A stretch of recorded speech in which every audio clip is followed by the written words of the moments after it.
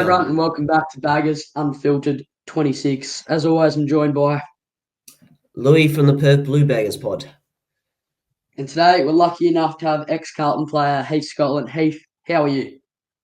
I'm well, boys. I'm well, going good. How are you, boys? Never been better. We've rung up the 50 episodes, so that's a huge accomplishment, and no better way to do it than interview a club legend like you. Thanks, Henry. You're kind, mate. 50 episodes. Good stuff, lads. So hopefully 50th is one of your best ones. We'll see how we go. We'll judge it after, eh? 100%. So we'll begin with a question. So you won the 2012 John Nichols medal. What do you remember about that season and what clicked for you personally? Yeah, look, it was obviously a big individual honour for me that year. It's 32, so I knew I was sort of getting towards the end of the career, but I suppose the build into that year, I had a couple of really strong years on the back of a couple of years sort of through injury. So I'd been playing some good footy in 6 and 7, and then I had a couple of years of interrupted years in 8 and 9 with some hips and groin issues that hampered those 2 years, and started building back some momentum in 10 and 11. I felt I was playing some good footy in 12.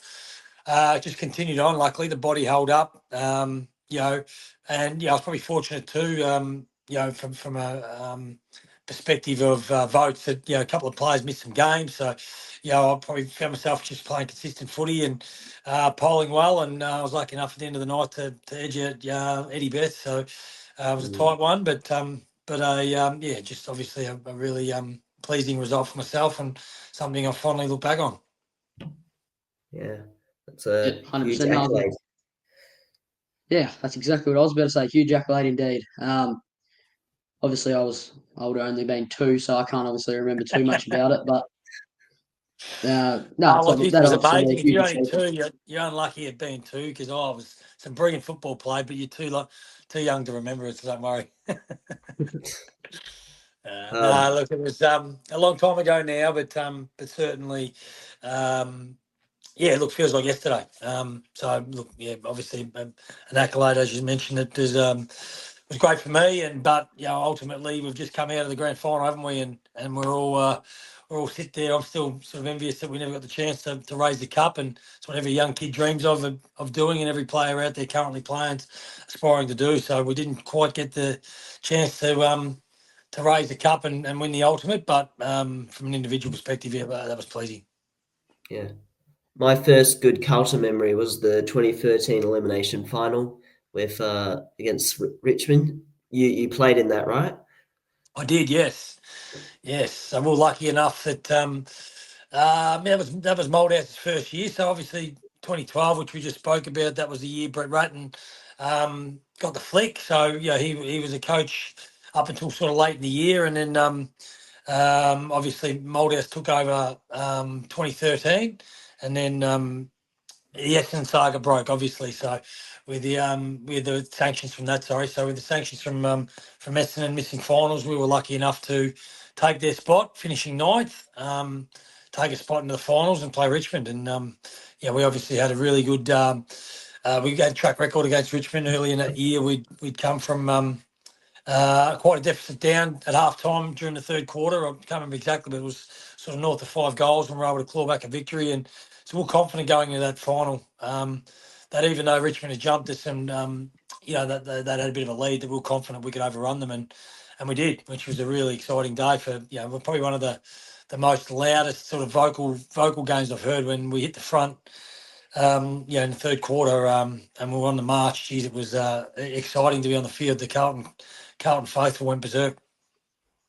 Yeah. There's no better community like the Carlton community. Yeah. Well, I dare I say it with you young fellas, I don't think you've really heard it yet either. So when we get up and about, they'll come from everywhere. Yeah. The semi-final in 2023. It was probably 10 years on after that moment. You would have the players would have felt the passion there. What was it like? What was it like with the fans? Oh, look, to be honest, yeah, like all fans are fantastic, but there's always the good and the bad. We went through some really lean years. Obviously, there's a couple of bottom finishes through that period, and coming into Carlton when I first come over at the start of 2004. Obviously, it was 9 years after their last premiership, but 5 years up from their last grand final. But Carlton's history, it sounds funny saying that now because it's been 30 years since the flag, but Carlton's history prior to that was really built on just continued success. Flags were expected, and I knew that coming in to Carlton that that everybody associated with the football club expected us to be successful, and what we did was win flags at Carlton. So when we weren't, the fans certainly let us know about it. That's for sure. So Yeah. there's some tough days and lean periods, but probably some things you boys, and a lot of the probably general supporters won't realise this too, how lean the club was going back then in the early 2000s. Like there were periods under Ratton in the mid 2000s where we were buying our own footballs to train with. I've got a photo on my phone I often refer to and show people when I'm bringing up this conversation, but there was one year the club couldn't afford to buy us new Sherrins to train with, that the old Sherrins from the years before, because the sponsor wasn't renewing their sponsorship, so they had to take their name off the Sharon, but we couldn't afford new balls. The club stuck stickers over them, so we were training with brand new Sherrins with big stickers over them for a period of time before the club could afford to buy brand new balls with new branding. So what people don't realise is how broke the club was, and how much everything was struggling.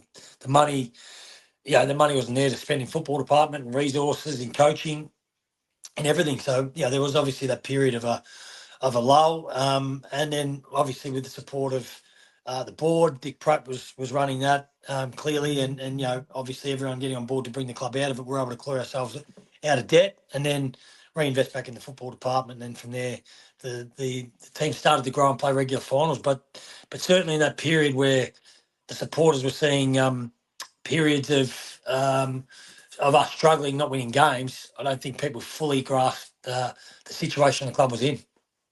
Oh, that's a fascinating insight there. There's some real And I'll insight there, indeed. post this interview, Henry. I'll send you that photo, mate, to show you the sticker on the footy, just so you've got it as Will do. reference. Sounds good. We'll definitely get it up. I'll do a bit of editing and we'll make a little clip out of it. Yeah, a I little had hair there snippet. too. I had hair in that photo, so it's obviously don't have it now, so it's fluttering at least. Yeah, our Oh, dads are dear. bald as well. Yeah. It probably runs in our families Oh, as well. Come, don't boys. worry. Yeah. Henry, The next question that question. I have, yeah, all right, I'll get into the next question. So you were known for your consistency and toughness throughout your AFL footy career. What do you think was the key to your longevity at AFL level? Longevity. Longevity. Yeah, look, I think for me, look, I'm really big on, I suppose, on that mental approach. Not necessarily around, meditation and things like that. But look, injuries are part of the game. There were periods of time where, I was lucky enough to get through periods without missing. And I'll give you an example. Like there was a period through the mid to late 2000s where I had issues with my medial ligament where I couldn't kick on my right leg, so but I could run, and then the diagnosis was to take 2 or 3 weeks off. But I was able to convince the medical staff to allow me to play. Unfortunately enough, I was skilled enough to use my opposite side, so I was able to get through that period of game with kicking only on my left leg and handballing, because running wasn't an issue; it was the snapping of a kicking motion. So for me, mentally being able to get myself up to push through those injuries were important, and that probably comes off the fact that I really loved playing football. I hated missing games of football, whether it was when I was a kid, or when I was an adult. So I really loved it, and that um, competition, being out there, but also being out amongst your mates. And in the early part of my career, before I come across the Carlton, when I was at Collingwood, I only played 53 games of probably a possible sort of 120 or 125 or something like that. So I missed a lot of games based off, just the situation in terms of not getting picked. So when a game was there to be played, I wasn't going to give one up through an injury. So for me, playing meant everything. I loved it. So if put up with if it meant putting up with a bit of pain or or not being 100%, but still being able to be effective. That was something I was sort of mentally driven to do. So, look, like every player, you push through some issues, and fortunately enough, I didn't miss too many games of football in the last sort of period of my career. Did you feature in the early 2000s grand finals? I did. I played in the 2002 and the 2003 grand final with Collingwood. The last game I played for Collingwood was in the 2003 grand final, and then I asked to a trade over to Carlton at the end of that period. So, although I'd been in that grand final side, I only played 10 games that year and only come in just before the finals, and I was 23. Looked like my number was up there with the recruitment of the following year that Collingwood were going for. So the timing was right for me to join Carlton, and I'd been in contact with Dennis Pagan 2 years before. Nearly went over to North Melbourne when he was there. So through a close friendship with Brendan Favola, they were able to organise a meeting. I met with Dennis and we were able to make it work and join Carlton at the end of 2003, which was great. 100%. I actually have got a question on the trades. So back then, how did they actually work? So you obviously, all I know right now is you request the trade, and then I don't know, is it like a draft pick or something like that that's got to Yeah, be look, involved, or how's it work? the clubs that offer a player or request a player, and then they've got to agree with the matching compensation or pick, I suppose. So, and it was really club to club. So, for example, when I was traded to Carlton, that was exchanged for pick 35 to Collingwood, and at that stage, Collingwood copped a little bit of heat over that because I obviously played a bit of senior football, and that was looked at as a low, draft pick. Although quality players are batting deeper these days, I believe. But what had happened is I'd still had a contract to go, so obviously it was the club could have said yay or no at any stage. But because Yeah. because I'd struggled for opportunity under Mick Moldhouse in the years leading up to that, and it was probably, as we said, the writing was probably on the wall. Neil Baum, who was the football manager, and Greg Swan, who's now running the football department of the AFL, he was the CEO at Collingwood. Both of those guys knew that I probably deserved an opportunity elsewhere. So I spoke to both of those guys individually and requested, they look after me, particularly on the back of years prior, things not working out as well. So, I sat I remember walking into the Victoria Park, Collingwood's old facility, and walking into the weights room and spoke to Neil Baum. And I remember, having a chat to him and breaking down crying. He said, "What are you crying for, Heath?" I said, "Well, I don't want to leave here, Neil, but I have to for my football." And he just said, "Look, I agree. We'll make it happen. We'll help you out." So Mick at that stage didn't really want to trade me, so that could have been squashed. But I was lucky enough that Neil and Greg had both agreed to do the right thing by me and give me an opportunity to show what I could do at another football club. So I owe those two guys a lot for being stand-upish and straight up and honest and delivering on their word. So if it wasn't for those two, I probably might have still been at Collingwood, but they helped me facilitate a trade and they accepted pick 35. That's good insight again. I was exactly say the same thing. Next question. So I'll ask that one. Favorite club to play against? Oh, look, for me, obviously, it was Collingwood, only because of the rivalry. But then there was also the personal rivalry for me as well. And look, some of my very very close mates are obviously from the Pies, from the first 5 years I played there. But that was still the biggest. That was the biggest one. That was the one every time start of the year I'd look at the calendar. All right, we've got them round 8 and round 16 or whatever it might be, and look forward to those games. It was going to be, regardless of ladder position, the games were always close, whether it was first and last. Just the club got themselves up. And it was a big crowd. It was always a big day, and one of those ones you wanted to play well in. So, for me, it was clearly every time we played Collingwood. Yeah, that would be for us as fans as Very well. big rivalry. Yeah.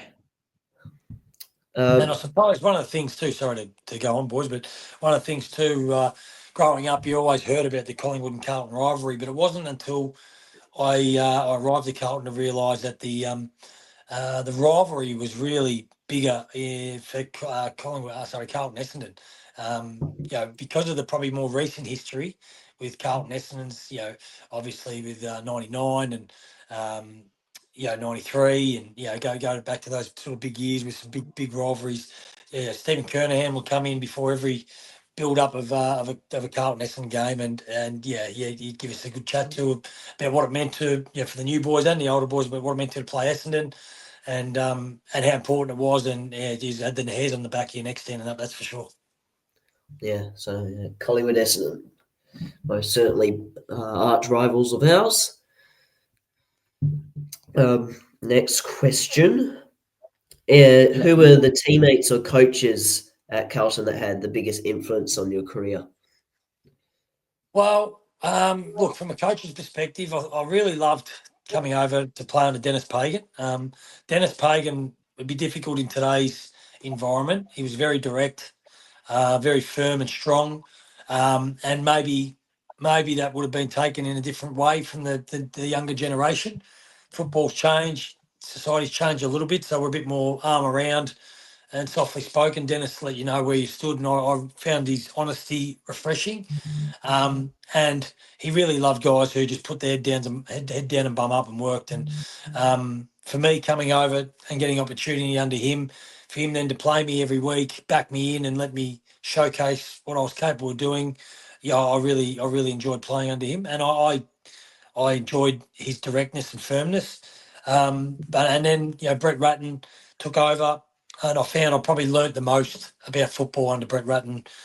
Clearly, like tactically, how the game's played. I hadn't thought about it a hell of a lot until I sort of played under Brett. You did a little bit, but it was just go out and do what you do.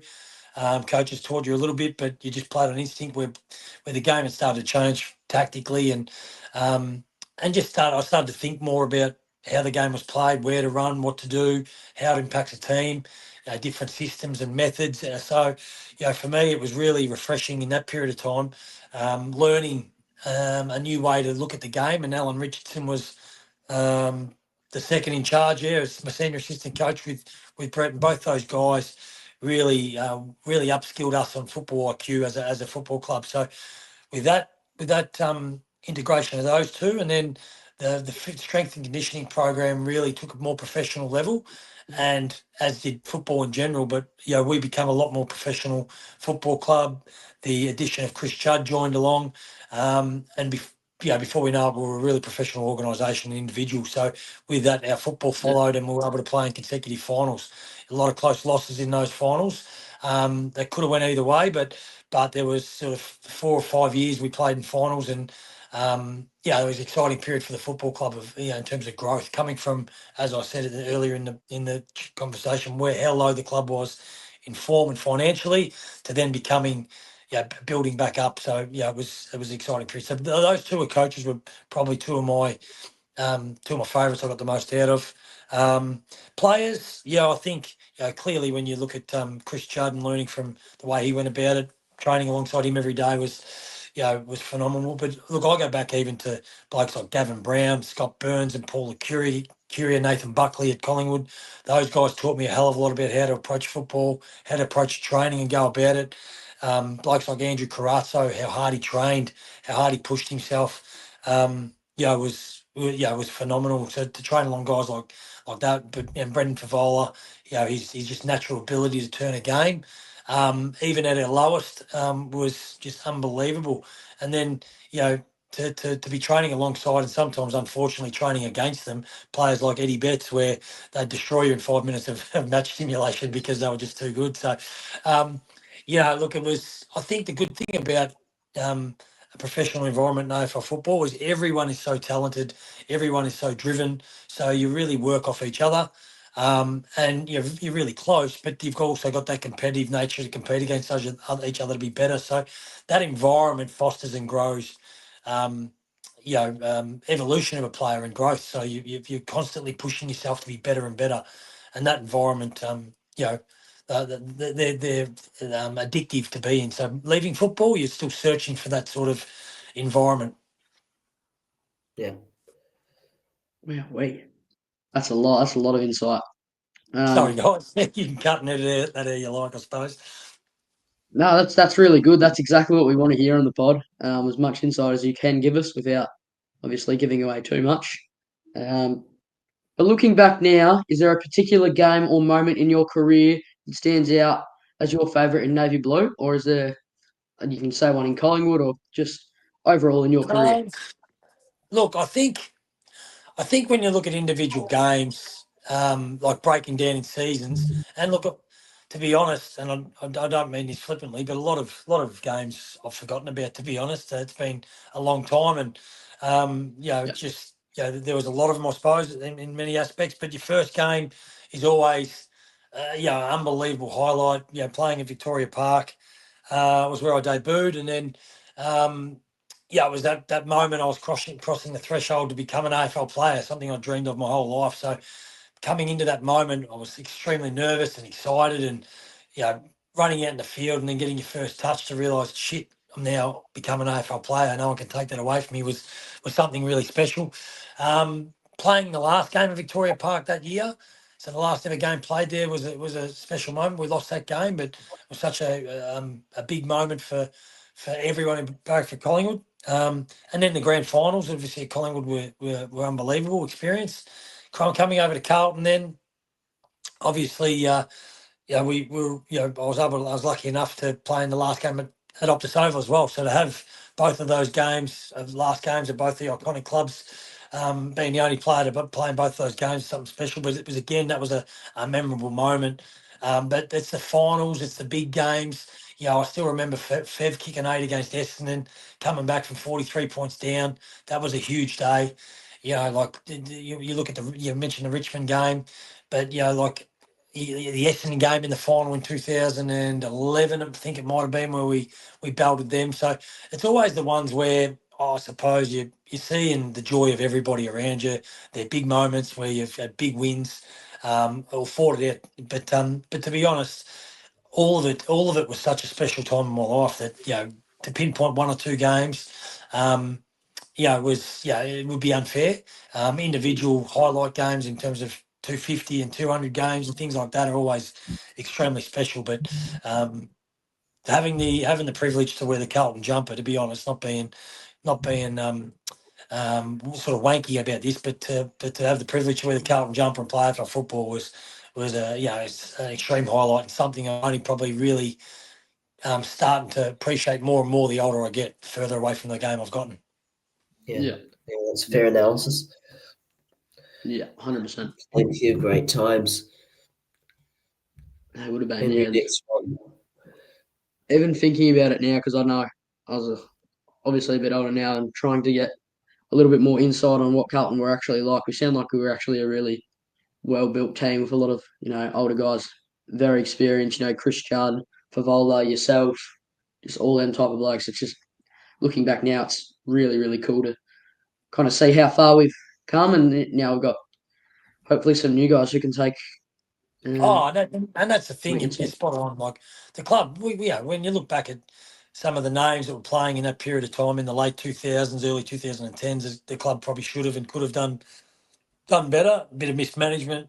Players, when Mick come along and players got moved along, probably hurt the transition of the club. Brett Ratton's last year as a coach in 2012, because we missed finals on the back of having a really strong 2011, he was probably prematurely exited from the football club, and that probably sent along a 5, 6, 7 year sort of lull where the club struggled. So, there was probably, as I said, poor management, mismanagement from the club, and probably jumping at the wrong coach at the wrong time set the club back a bit. But it was exciting from a former player and a supporter to watch the club build, be relevant again, be a really strong side, and be a force for a while there, and play finals and look like they're on the fly. This year's been disappointing, but new players come in, they'll take their chances, and the club keeps moving forward. So you can see that they're not going to sit on their hands, and it's been 30 years since their last premiership. Everyone's crying out for it. It won't be long. It won't be long. If you've got all people marching the same direction, club making the right decisions for the right reasons, which I believe they are now, success will come. So it is exciting, and you boys, you'll be lucky enough to hopefully be in a period where you're going to watch success like we're envious of now of Geelong's and Brisbane's, where they're continually up there, up the top relevant. Carlton aren't far away, but we've got a little bit of ground to make on those sides at the moment. You certainly Yeah, hope so. Mm. Yeah, we'll get there, Louis. Don't you worry. Still a lot of time to go. As we say every year. All right. Next question. You recently played in the Legends game. Can you give us a little bit of insight on how that was? Great fun. Yeah, look, I was lucky enough playing a couple of them just after I retired. So that was the third or the fourth one I played in, and I haven't had it for a while. But for me, look, first off, it was a really great opportunity for my kids to see me out there with some AFL stars and out in an AFL park, because my kids are 14, 16, 17, 14 and 9. So they were really Yeah. young when I retired. My daughter wasn't even born. So, see them enjoy me being out there was probably a highlight, and the build up for that, they were excited for that. So that was a real thrill. But then also to be out there amongst former teammates and former opposition players, just enjoying it. It was, look, boys take it sort of semi-serious. They've tried to get a few kicks, but no one's out there overdoing it. Everyone's trying to have a lot of fun and make it an enjoyable day, and then socially around it afterwards, being in the rooms and mingling with lots of family and friends and players. It's a really special period, and obviously a great cause where they raise money for prostate cancer. So, Yeah. it's great they brought that back. It was a shame they stopped doing it, and they probably added their different elements to it. Making sure they're bringing in some social media stars and things like that. That all the modern the young Yeah. kids of today probably know about. That probably also spark up the interest in the game. Yeah, Dan Gorringe and the Prime Train created a lot Yep. of interest. They did, yeah. Yeah. It's great. 100%. It's great for the game. It's great for the spectacle. And look, there was 35,000 people there to watch a game of old has-been. So, it was a bit of fun. I loved it. Look, it's always an enjoyable occasion, and to raise $1 million, they did a fantastic job. Yep, hopefully they keep it up I've regularly. got one question on that really quickly. Yeah. I've been dying to ask you this question for God knows how long. What was it like seeing the Surioli barrel from 60 out? I remember that like I was it right was near him, yesterday. That was an actually. absolute bomb. Yeah, I was right near him, and I just seen it sail. And geez, it's going to go through. It was unbelievable from inside the square. He struck it nicely, but look, again, you boys probably will start to realise if you really go and look at his highlights, that guy did everything and anything. He was phenomenal talent, and probably had a lot more years of footy in him. He just retired nice and early. Had enough, but nothing surprised me with that man. He was a star. Yeah, Yeah, 100% he was. God, that was a good kick too. Jesus. Whatever. yeah, great theatre on that game. So we kind of delved into this one, but what's your take on where Carlton is at today? Um, Look, I'm always conscious of being a past player and being negative, because it's hard enough as it is.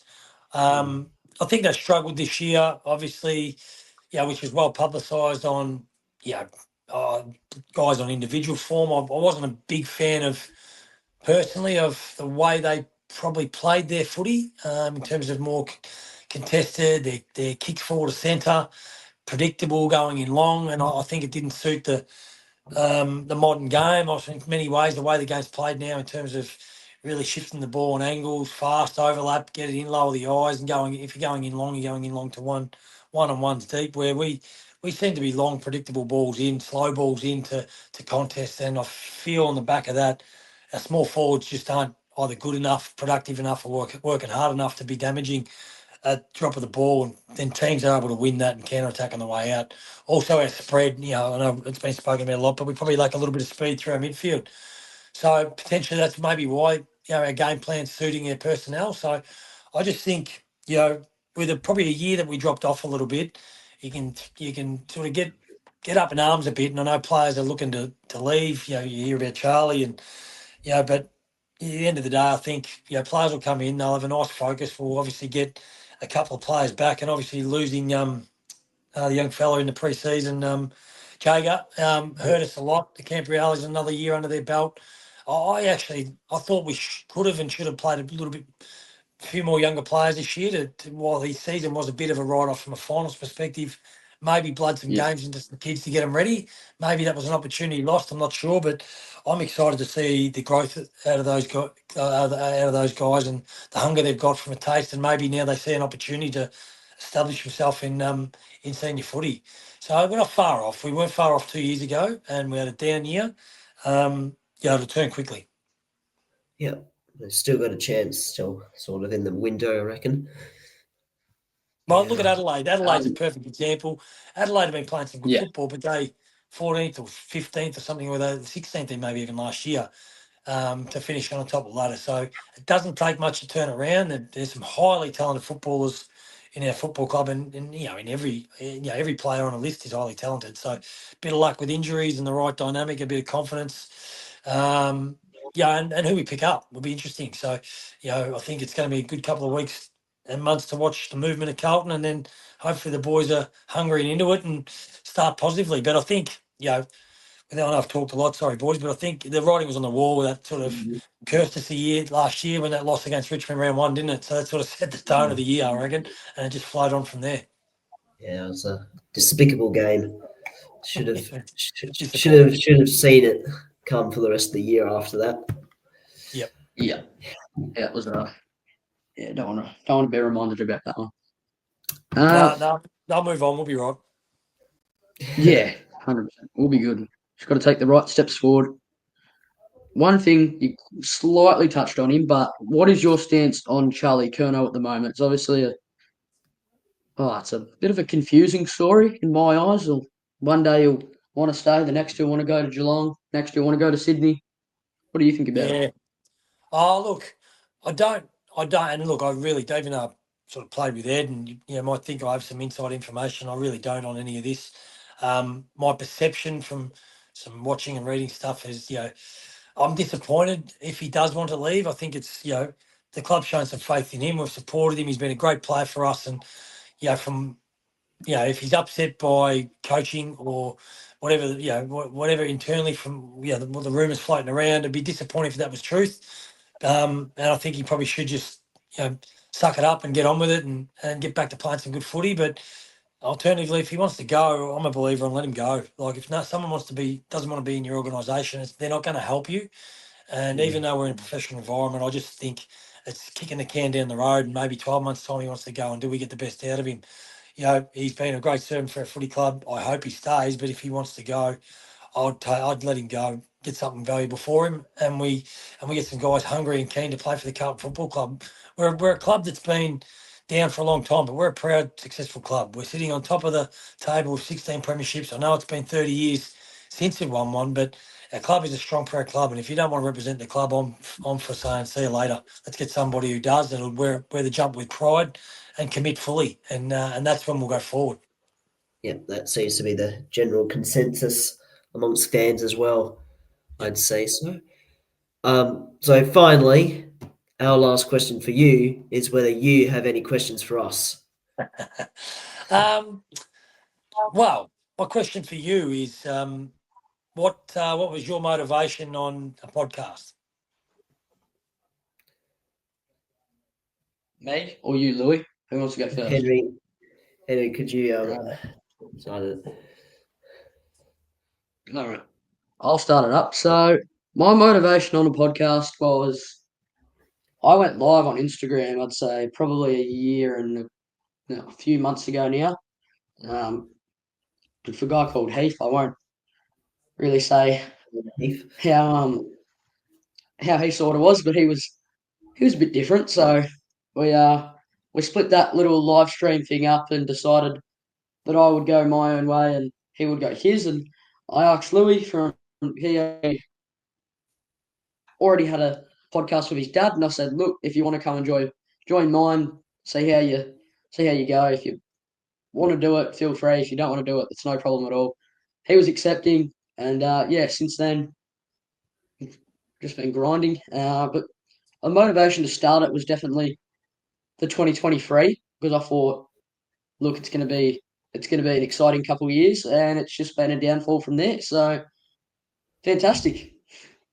Well, That's football has its ups and downs, and that's why the Yeah, reason I asked is, when you sent the message would I join it. You obviously a couple of young boys looking to sort of forge away, and I liked it. So I thought, no dramas. Happy to come on and be a part of it because I like young blokes like yourself who are keen and eager and pushing and following a passion. So you obviously got something that you love doing, and you're backing it in. You just got to put your head down, your bum up, and keep working. And no doubt it will be a grind. There's lots of them out there, but you got to find your point of difference. And and obviously you're talking about a lot about Carlton, but get out there and connect with many past players you can, and build your podcast and your profile. And I'm sure you'll be kicking goals. And I can say I was on your 50th episode.